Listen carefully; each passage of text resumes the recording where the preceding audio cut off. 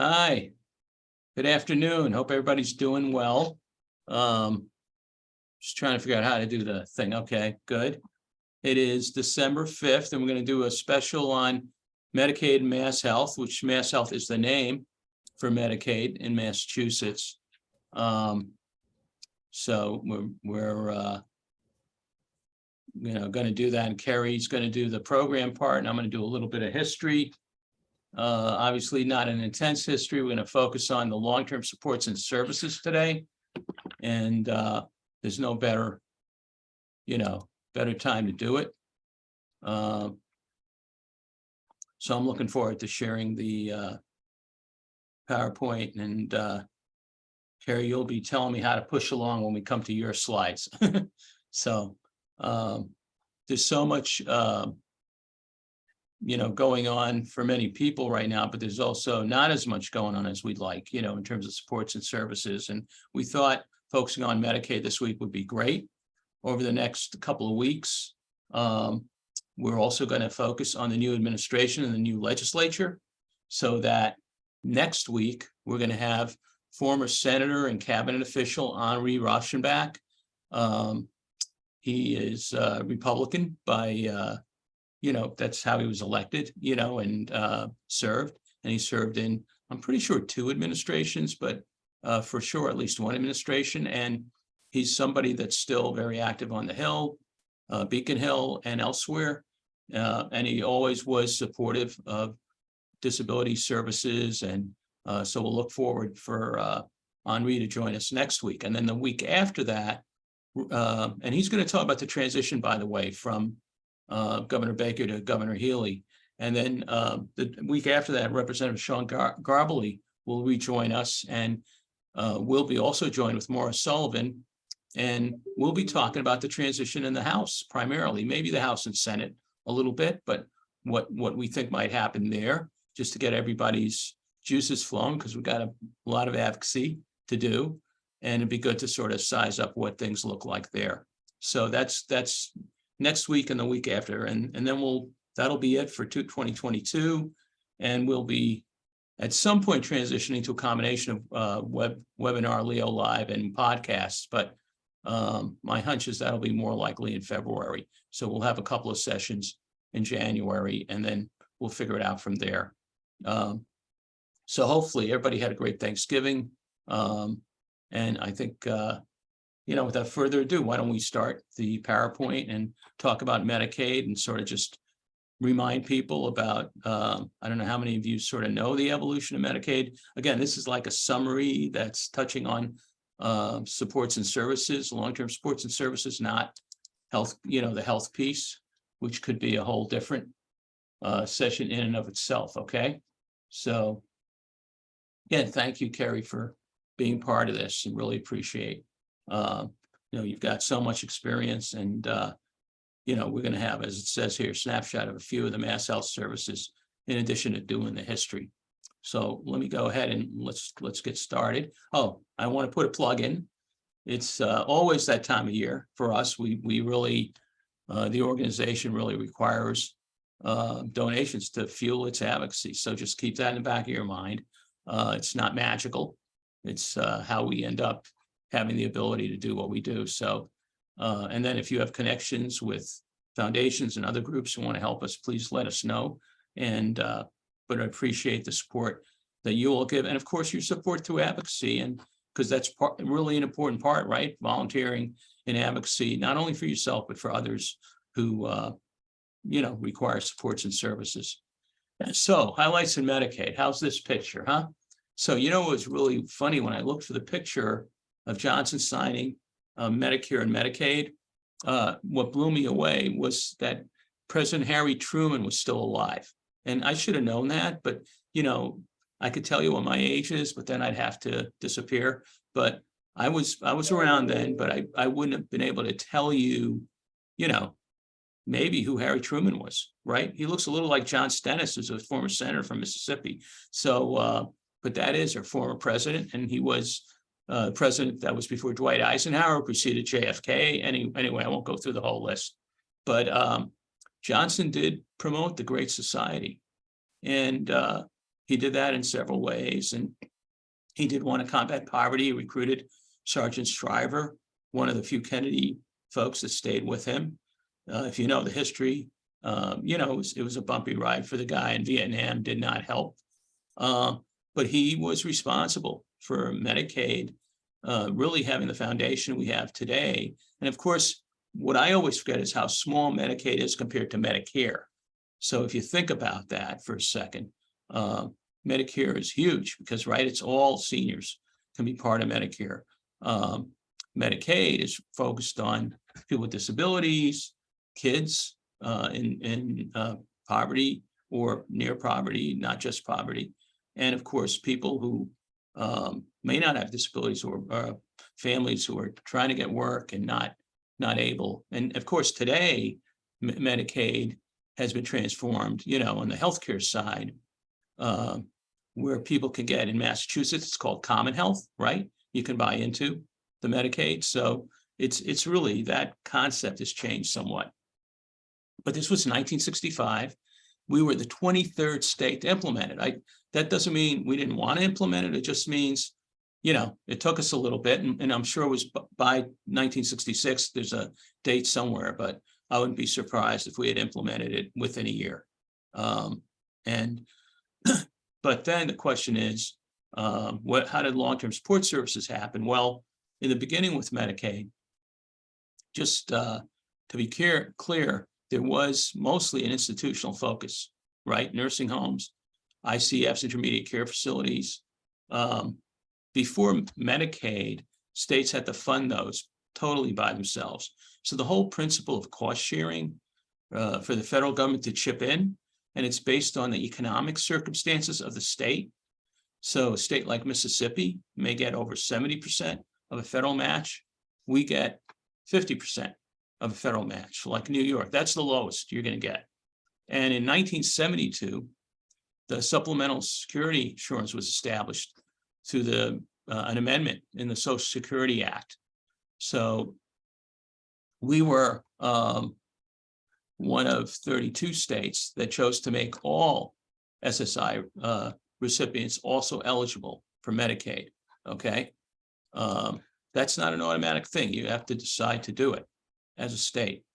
So that was important. And then in 1974, took that long for us to implement the PCA program, personal care attendant services, for people with physical disabilities that could direct their own personal care attendants. So keep that in mind, because we're going to hear about that again some years later. And then the big nugget here. So former Congressman Brian Donnelly, who covered a good piece of Boston, and I can't even tell you who has that seat now because there's been so much redistricting. He actually sponsored the predecessor bill that established the Home and Community-Based Services Waiver, HCBS. So until we had HCBS in 1981, all the homes, residences, day programs in the community, all kinds of things were not reimbursable by the federal government. What was reimbursable? As I said earlier, institutions, nursing homes, skilled nursing facilities. So prior to 81, there was what was called community supported living arrangements. And those were, you could come in as a state, as a pilot, to get reimbursement from the federal government. And again, that's what Congressman Brian Donnelly championed.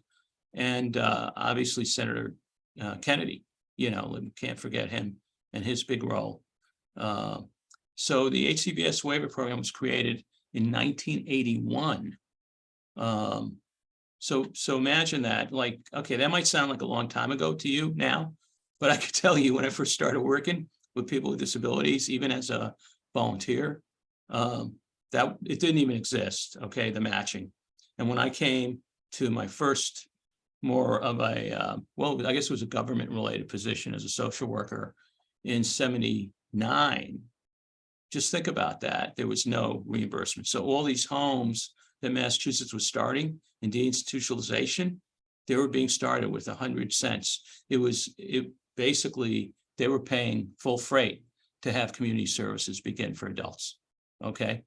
And then by 1985, the first request is approved in Massachusetts.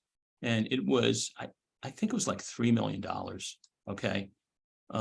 So that was a huge step. I can't say enough about it. Because we're getting about $1 billion reimbursement now. Okay. Just if you think about it, it's probably 800 million, something like that. I'm exaggerating, sorry. But that's how high our reimbursement is. And we use it to advocate for services, because it's not only funding, there's not only 50% for Medicaid services that are the Office of Long-Term Supports and Services, but also at DDS, which we're not covering today, but I can't help but touch on it because these Medicaid funds supplement community services. In 1986, Massachusetts expanded coverage through another Omnibus Budget Reconciliation Act, OBRA, and it allowed for older people with disabilities with incomes up to 100% of the federal poverty level. So now you didn't have to, you basically could have some income and still be covered. And that's only a year after, the change that happened with the home and community-based services. And then in 1987, Kaylee Mulligan was adopted in Massachusetts. Now, if you take a look at that picture, that's thank you to the Blue Cross Blue Shield Foundation, by the way. I should put it in here in the PowerPoint somewhere. I stole that picture from their site because they do an overall Medicaid history thing, which is excellent. And Kaylee, obviously, she happens to have a disability. She happens to have Down syndrome, but she needed open heart surgery. She needed some medical supports. And in 82, a woman by the name of Katie Beckett, she was probably a teenager. I can't remember right now if she was 12 or 16. She's from Colorado. Senator Kennedy and others championed a federal waiver. I won't even get into it. It's called the Katie Beckett waiver that allowed any family, even if they had income right above the poverty level, it doesn't matter what your income was. If your son or daughter needed long-term supports in lieu of institutional care, you were, had, and included medical complications, institution level Medicaid medical needs, you would be able to qualify for community in-home supports. So home health, right? Block nursing that we know about today, or continuous nursing, that all was triggered then, 1987. So it was a big deal. And that's a picture of the, their child with the parents, Kathleen and Kenneth. And then what also happened, tighter regulations were made. So we'd hear about these OBRA on nursing homes to make nursing homes more compliant. So that was going on in the background too. And then 1990, remember I talked about personal care attendant services in 1974? Well, in 1990, I think this happened as the crossover, still with Governor Dukakis. Governor Weld hadn't taken the reins yet. Personal care attendant services were expanded legislatively to people with intellectual and developmental disabilities. Oh my God, I got a typo there. Sorry, folks. Who may require surrogates. So if you couldn't direct your own PCA and you needed support in directing, surrogates is what we call them. I don't hear that word used much anymore. And I can tell you it took over a year to get the regulations moved because we were facing some problems in the administration with developing regulations. Does that sound familiar? So we were having some difficulties. It took that long. It took concerted advocacy at campaign that included the ARC, Disability Law Center, and others. We had Boston Center for Independent Living, the CAPE, CORD, CAPE Organization on the Rights of Persons with Disabilities. It's pretty cool. I remember a room with like 14 people in it trying to figure out what we were going to do next. And then in 2001, the picture here, you're looking at George H.W. Bush, obviously signing the Americans with Disabilities Act. I don't really mention that here because we're focused on Massachusetts. But that's right here is Justin Dart with the hat, who's a big leader. And we had some visits from him in Massachusetts. And we had actually two people from the ARC involved at that time too. And I'm going to space out on the name, but a woman who was a leader from New Jersey, who was involved with the ARC for decades, worked. If you look at the original work that was done prior to the ADA passing, she's one of the people organizing with Justin Dart and others, and then Paul Marchand from our Government Affairs Office. But in 2001, back to Massachusetts, Jane Swift, who was acting governor, established the Olmsted Advisory Group. And I think that allowed, wasn't ideal once again, right, of everything we wanted, but allowed for advances. And then I'm closing with this, there's more to go over, but I want to basically look at foundational steps that happened in Massachusetts. And Governor Romney, of all people, you know, because he wasn't necessarily super disability services focused. He ended up expanding under his administration adult family or foster care to include family members of seniors and adults with disabilities.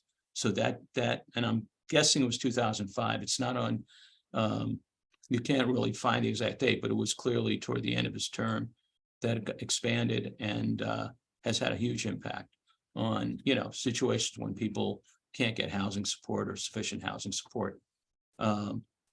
So that's some background. I don't know if you want to stop for a second, if people want to make comments, things they remember or things they want to add themselves, and then we'll shift to looking at a list of services and then shift to Kerry. Okay, so let's get practical and focused on what it is. These are examples, snapshot of some of the core programs that we worry about. They're not the only programs. There's adult day health that is also utilized.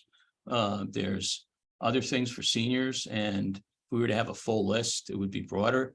You know, we'd probably have at least 4 or 5 more supports that we would have listed here. And then there's the sort of managed care types like the SCO, senior care options, and what's the other one with a P? It's a wraparound service that includes primarily used again by seniors. But let me give way and get into the examples, Kerry, that you can start talking about and sharing with people. Okay. Pace. Thank you, Clarence. Appreciate it. Good man. We can go to the next slide, please, Leo. Okay, so you know what I'm going to be really talking about are programs that are probably very near and dear to your hearts. That you know, MassHealth services pay for a significant amount of services for families who are raising kids with disabilities. And you know, like Leo said, in the history, didn't always come quickly, and you know, there were lots of barriers. I mean, I was involved with the personal care attendant program when we started advocating for surrogacy, because for the PCA program, it was designed for individuals who did not have an intellectual disability. They had physical disabilities, and it was a way for them to move out of long-term care institutions, nursing homes, and be able to hire, fire, and direct their own staff so that they could live in the community independently. So when our folks came along, you know, our guys don't have that ability to be able to hire and fire and that sort of thing. So the whole thing about surrogacy came on. So, you know, PCAs, they're essential. With the staffing crisis, it's been tough because, you know, they're one of the sorely needed supports for our families. It's a medical model like anything with Medicaid. So, you know, it's always ordered by a physician. There's assessments, you know, nurses do screenings and that sort of thing. So you have to be able, it's a level of care need. With personal care attendant, you actually requires hands-on assistance in any of your personal care areas. So that doesn't mean cueing or supervision, so reminding Johnny to take a shower or say, time to brush your teeth. Those don't count. So anyways, but PCAs, people are able to hire and fire and train and supervise the attendants that they want. There's been a number of changes in Massachusetts around PCAs, but right now it's on a fiscal intermediary reimbursement levels. So actually years and years and years ago, I was a PCA for a man who had muscular dystrophy, and he paid me. So now the whole program, it's through Tempest, which is the fiscal intermediary for Massachusetts. So they take care of paying the PCA, the taxes, and all that kind of good stuff. So because there were still some tax implications there that also occurred. So this is bringing me back to a lot of my career. Anyway, so and then the slide we're looking right now is it's pretty exciting because it's the adult family or foster care model, and provided that you're not the guardian, families are allowed to be paid a tax exempt stipend to provide the care that you've been providing for years for your loved ones. This actually program was designed at first for elders, and it was a way to avert nursing home placement. So instead of having your elderly mother having to go into a nursing home, you would be, you would been able to stay home and provide the care and get a tax exempt stipend. So this has been a huge boom, I think, for families and getting support and that sort of thing. You work with a provider agency. Just because you're a family member, you don't get any kind of special recognition. So, you still need to do all the paperwork, a daily log, and, have to have monthly visits. There is a level of care need. There's one level of care need is level 1, where, a person may need basic assistance. That pays around $9,000 a year, give or take. And then there's level 2 care, which is up to $18,000 or a little bit around $18,000 a year. So I know lots of families have, some need this because you can't work, you're taking care of your loved ones. So it's been essential for, generating some income in the home. For other families, maybe they didn't need this income, so they're squirreling it away for their kids' future. So, the choice is yours, because, you are the ones being paid the tax exempt stipend, and you can do with whatever you want with the money. There's a couple of things that are in terms of advocacy. One is that people are trying to look at maybe combining, getting another level for people with, pretty significant behavioral challenges or medical challenges. It's been tough these past few years with COVID, because even though the guidelines say your loved one's supposed to be able to have a day program or something, many of you have been doing full time. And then the other thing is caregivers who are guardians. This especially happens in families who are single parents.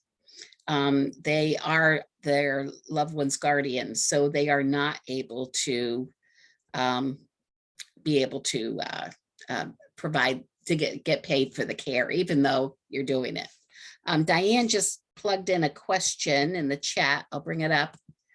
The non-family AFC provider must live in the home with a person. Yes, it's a live-in, it's a home care situation. It's not part-time, like a PCA. Some families, I got, when I'm working with families and trying to help them decide, well, what do I do? Do I do PCA or do I do adult foster care? Sometimes you get more hours and you get more money with PCA. So it really kind of all depends on their loved ones' complexity of their needs that really can make a difference, and also how you want to be able to be involved with the care. So this is what is the PCA hourly rate? Does it vary by agency? No, I do not believe so. I believe, and Leo, please tell me if I'm wrong. No, you're not wrong. I saw 17.17 an hour is the PCA rate. Yeah. PCA is actually under a union, correct? Well, it's both, right? People Yeah. can join the union. Yeah. I'm not sure. So one of the interesting things about it is it's also a struggling situation, right? Where people have a workforce gap because there's not enough. It's just probably the pay isn't sufficient. And so I know we believe, for direct support workers, it should be in the $20 range, both, and that would apply to PCA. So what some people do is they figure out a way legally. You can't, if you have resources, you may supplement by having the PCA do other work. You can't like add $1 to their salary technically, or that's not allowed, but you could have them coordinate, 3 hours a week for you at a different rate, or something like that. Yeah. And I think that's how some people get around it. And then other people just keep recruiting like crazy to find people. And yeah, it's really hard. And it's the same with the nursing program, which we're not going to, I don't think, cover today, but it's the same kind of dilemma with the continuous nursing. Yeah, and somebody asked about group adult foster care and what that's all about. And that's for people who are in congregate living. So I don't know if anybody, there's some private agencies that run group homes for individuals. There's, so they utilize a home health care agency who provides the group adult foster care. So they are able to go into maybe the home in the morning and work with, maybe 6 or 7 people to get them up and ready and go in the morning. I worked with a young woman. Well, she's not young anymore. She's in her 70s, but she used to live in a elder care facility. It was an apartment program. She had her own apartment, but she got group adult foster care to help support her. And she also got actually towards when she was getting more complex medically, Medicaid paid for 24/7 services for her. So she was part of elder services as well as DDS services. And this is one of the programs that goes in between the two. So one of the things, Kerry, I wanted to add to this person asked, can our PCAs folks pay differently? And no, but this area, people can be paid differently. And I'm never sure like why that plays out that way. So you could be an AFC provider, caregiver, I should say, and the provider agency, that's why Kerry uses the words approximately, you may get a different rate from them per day. It's based on per day. Yep. And some do that for recruitment purposes. Some, it's just an interesting dynamic. I don't think it varies grossly, but it can vary the amount.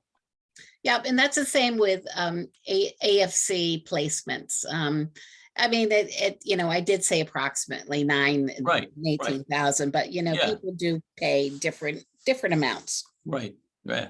So it's interesting. All right. And then, many people are also very familiar with rehabilitation programs. This was just a big boom for people looking for day programs for their loved ones. It has grown significantly over the past few years. No, not few years. I mean, many, many years it's grown significantly. And They also, there was, it used to be a little bit more for people who required more medical or hands-on assistance, but those guidelines have really changed over the years, because you can look at people now who can attend a day hab, and there might be a person who has autism. Maybe they have an intellectual disability too, but the old way of looking at a day hab for people in wheelchairs or people who needed, mobility assistance, that's not necessarily true. This is again a medical model. They do receive nursing there. Typically, most day hab services have a full-time nurse, if not all. And there's also consult for speech and language, occupational therapy, and physical therapy. I've heard on occasion that people have gotten direct PT, but that I think is more an exception than the rule. The whole premise is that these therapists train the direct support staff in being able to provide the type of skills, instruction, and the type of assistance that people get, so that they're learning all the time versus just during their individual therapy session. So this is, this isn't part of an ISP. It's a different, they have a day hab service plan. And, again, it's more medically focused. Most of the time, day habilitation can provide transportation. Again, with this COVID and these past few years, it's been tough. Day habs have not been able to open up to capacity because of staffing shortages. The transportation limitations have been very, very difficult. So not everybody is able to get transportation. But we were working with a young man, and he had to wait 4 months before the transportation even came into place for this facility. So he was accepted, and he could have gone full time, but not without the transportation to do so. So anyways, so that's pretty much all I had. I don't know if anybody has any. I can check the chat. I wanted to jump in while you do that. I'm going to just jump in about the day hab, and I'm looking for what I want people to know. Again, because of the crisis, obviously a big deal is the transportation that Kerry already shared with you, but that we think the numbers have gone from close to like over 9,000 people using it to somewhere in the 6,000 range post-COVID. And I'm just sharing that with you because that's a pretty big deal. So that when we hear utilization, that how many people are using it, and they say it's 79%, which was a recent figure. It's 79% of who's left because they've been sort of, what do you call it? Unenrolled, right? Because they're not there at the program for an extended period of time, and it's been 33, 34 months. So I think, but if you're trying to get the service, you do want to basically try to make sure you have transportation being worked on simultaneously, right? Because that's going to be an issue getting there. And about, we understand about 20 sites will have closed in day habilitation by next month. 18 are already closed. So just to give people a sense of that. All right, thanks, Leo. There was a question that if you have self-directed services, can you determine the amount of pay? Well, that's different funding. So self-direction is not Medicaid funding. So it is through the Department of Developmental Services, and there are guidelines, but yes, you do have a little more flexibility in terms of what you want to pay for, what you can pay for the individuals that support your loved one. So, but again, it's a different pot of money with different rules. And that's what, this stuff it's like alphabet soup here, it's, mixing up the pot with some MassHealth, with some DDS, so whatever, sometimes insurances, whatever, and trying to make it all work. There is another question in the chat. I have a physically disabled and medically complex son turning 22 on the near horizon. Could I keep his PDN and PCA in place and get home, I think HHA, home health aid hours in addition to that, and enroll him in AFC and DAHAB? Okay, so I'm not sure what PDN is. If you could just clarify that for me. I don't know. Well, first though, you can keep your private duty. Okay. Oh, private duty nursing. Yeah. Okay. Yeah. Yes. I mean, those are home care services. The PCA and the private duty nursing. Yes, you can keep them that. And yes, you can also get DAHAB. Now, what you can't get is you can't get both AFC and PCA at the same time. Right. So that's the so that's why a lot of families, especially families with kids who are really medically complex, you kind of do the math. How many hours can you get from PCA, and does that make it? Does that give you more services in the end? Sometimes it does for really medically challenged people versus the AFC program. So, but the other thing is that, you just can't get both. All right. When does the PCA rates get reset? Annually? I don't. Every 2 years is a rule, it's the law. Okay. But that doesn't mean it happens. And so every time we talk about this, it's all advocacy related. So you have to be engaged. So even if we get 20% of people using services engaged in advocacy, we probably would get a lot more done. It's really, especially post-COVID, it's been tough. People have been stretched out. So we have to push. And DAHAB's a great example. The rates hadn't been raised in several years, and they just raised them close to 20%. And one of my colleagues said it's still not enough. They'll lose less money on what they're paying people, but it's still not what they're paying people even with that increase.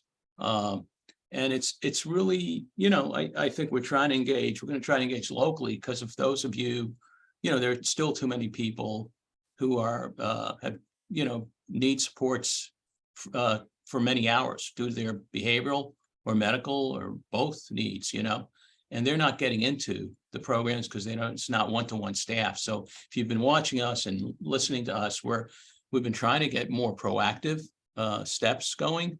We haven't, unfortunately, been as successful as we'd like. The last week or 2 weeks ago, one of our listeners said, who also works for the state, there was a memo that went from MassHealth to DDS after one of the meetings we had about potentially people that are AFC providers, meaning the individuals at the homes.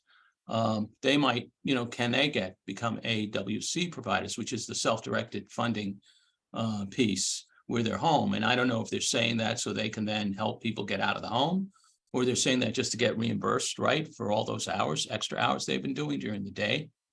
But again, what makes AFC tricky is if you're a senior, you're probably not going to too much during the day unless you're going to a senior day center during part of the day, right? It really depends on the senior and what their needs are. But people with disabilities staying home all day, that's probably not a great recipe for skill maintenance, and socialization, nor is it for people who are older either. People need to not be isolated.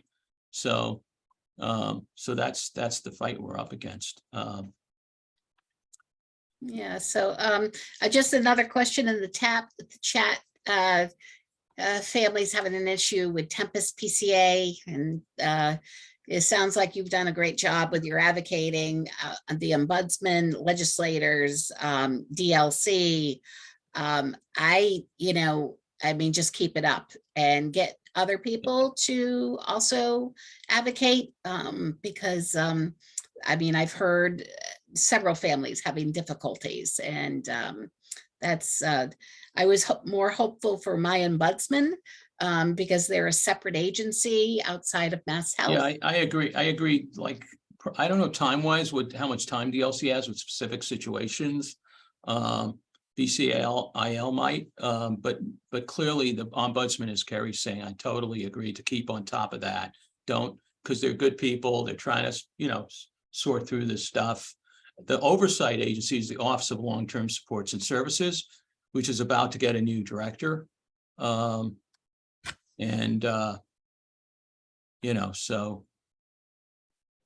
yeah, so someone just said it's going up again in 2023, 1771. And thank you for sharing that from the SCIU site, 1199. And basically, a lot of that fuel came from the post-COVID, the struggle people are having with getting PCAs. Some people have done workarounds where they have been actually paid as a family member via home health agencies. And I don't know how many of you know about that, but so we've heard about that, 3 different examples where workarounds were done, where people documented the isolation and the lack of not able to work. Sometimes it doesn't solve the isolation problem for the individual. That still continues. But at least if you're not able to work and you're a caregiver that has to stay home, that is a good workaround. And I'm trying to think who you'd go to for that workaround. I guess I'd start with your PCA, organization, not the FI, but the actual PCA management company. And then I would also reach out to let's see, I guess the other thing, if you are DDS connected, I would ask ServiceCredit if they could help you process that. But I should have asked that day when the person had gotten the workaround. I know it's out there. Maybe you go to a home health agency because they're the ones that you would become the employee of, and they would obviously get reimbursed to pay you. So that might even be a better idea, the local home health agency, and find out what the workaround is. Okay. And then, sorry, Lucy, I missed your question, but what regulation requires person who gets DAHAB and is served by the residential waiver and gets SSDI to help keep assets under $2,000? Social Security does not require this limit. It seems to be related to DDS. I might ask Leo for help with this question. I'm not really sure what regulation it is. I mean, it's, certainly people who do get SSDI are able to get SSI as well and keep their MassHealth benefits. It was, years ago, it was called the Pickle Amendment. So if you had MassHealth benefits, you would not lose them. So I hope, Lucy, that is answering some of the question that you had. There is a few more questions here. I'll scroll down. Okay, there's more on the rate. So in terms of the assets under 2,000, we're trying to get that changed. Yeah, and then Carolyn also had a question, that her son gets SSDI and is ineligible for SSI. And I would speak with an attorney, just because I know people who, if he had gotten SSI before, he supposedly should, because of that Pickle Amendment, should be able to receive SSI, even though of the SSDI. So well, it might be so high, the SSDI amount, that it doesn't trigger the match, because that would be just a state match, Kerry. Okay, so anyways, but we should check. I just know I've know other families who have gone to an attorney and been successful in getting services, because a woman I used to work with, her dad died, and her sister was going to be kicked off the DAHAB program. Gotcha. She was no longer, I see the problem now. I'm sorry. Okay. She was no longer on SSI, so Okay. they spoke to an attorney and got that rectified. We So got an attorney on the thing here. Clarence is on. He's executive director of MassNAIL. How you doing? oh, okay. Not too bad. How are you? Good to see you. We're at the same gym, so by coincidence. So I actually am sort of getting away from the practice and focusing more on being executive director, but our website, www.massnailed.com, has a link on it where you can search a database based on your zip code for one of our members who focuses on elder law in your area. And, that can be anything from sort of MassHealth and Medicaid for going into a nursing home, for community benefits, even preparing for estate planning for MassHealth and Medicaid in case you have a loved one that you want to leave some assets to or that's disabled. You can work with one of our attorneys to help set up a trust for those assets and still protect your benefits as you age. So I highly recommend reaching out to our member attorneys. You can also, my contact information is all over the website. So if you have any questions about membership, about our members or anything like that, you can feel free to reach out to me as well. Okay, thanks, Clarence. And then I noticed Vicky's on about the pickle amendment thing. Am I stumping you with that question, Vicky? No, Okay. there are a couple of different ways. They're all related to having been on SSI and then losing the SSI because of some kind of Title II. And it can either be a cost of living increase with your own Title II, right. or Okay. I bet what you see a lot more often is the disabled adult child benefit. So When when that the kicks parents retire, become disabled or die, then a child who's now an adult but was disabled from childhood can get a benefit based on the Title II, based on the parents' earnings. And that also triggers one of they call them deemed SSI. So but you had to have been on SSI and then lost it. And then it's a way of treating you as if you still have SSI. And MassHealth usually catches it when it happens right away. But if there's a gap, like you move from another state or you weren't on or whatever, then they sometimes and they don't have miss the data. And they Vicky, have the data. You can find it. They just have to look for it. And is that like a MassHealth issue, or do you have to go to Social Security first? No, it's a MassHealth rule. Okay. MassHealth will tap into the Social Security data and should be able to figure it out, but it's not programmed into the system as well as it should be to make it kind of don't have to think of. Yeah, I mean, my experience is that it triggers. A lot of it is triggered with what you said, the DAC, that suddenly the person's getting the bigger check and they're knocked off. And they used to get a match, right? They used to get some kind of match from Massachusetts as well. Maybe it's $20 or $30. They might make so much now, they don't get the, you know what I mean, the supplement. You mean the SSI states up, right? Yeah. So that's another thing they're losing out on when that happens. Yeah. Assuming they're even, again, sometimes these dollars go up, right? So high that the state supplement disappears, but you still have Medicaid. It would have to be that because qualifying for either SSI or the state sup alone without any federal dollars is enough to automatically bring you Medicaid. So it's losing your Title II being enough to knock you off both, then triggers these great. Special deemed SSI rules. Well, that's great, Vicky. Thank you. And Vicky's active with the Medicaid meetings every month that Bill Henning's been coordinating and Maura goes to. And it's just so many fronts, right, that it's important to have folks that we work together, and it's just a lot to do. A lot of support. Vicky, I don't know if you heard, but we've been trying to get more stuff going for both with DDS and MassHealth for those in crisis, month 33, 34 of isolation. And I just noticed there is an email today from Medicaid. So we've been pushing, we gave a scope of work to them, to both DDS and MassHealth, about addressing folks at home. And we'll tell people more about it next month. And then maybe we'll have you said things are changing, maybe have you after the first of the year to talk about some of the stuff, PCA and related. So, and thank you for whoever reminded me about the SIU website, because I did drop into the chat the details of the increase.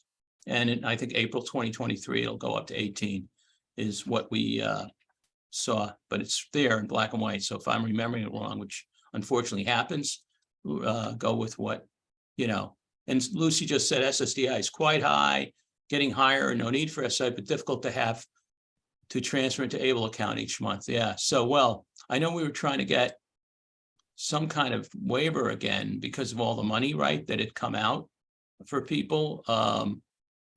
But your point is you have to constantly stay on top of it, Lucy, I think is what you're saying, or you get burned and then the payback kicks in, right? So, but thank God it's high. There's plenty that Maddie can buy. So anyway, everybody, thank you for being with us today. Like I said, for those of you that missed it, next week, Henri Rochenbach, former state senator and cabinet official, will be helping talk about the transition from Charlie Baker to Maura Healey. The week after that, Rep. Sean Garbely comes back with Maura Sullivan to talk about the new House, maybe a little bit about the new Senate. So we'll end of the year with the, I guess that's the 19th, so the 12th and the 19th. And then next month we'll be back after that. So two more Leo Lives to round out 2022. Thanks everybody for being with us, and look forward to seeing you next week for those of you that can make it.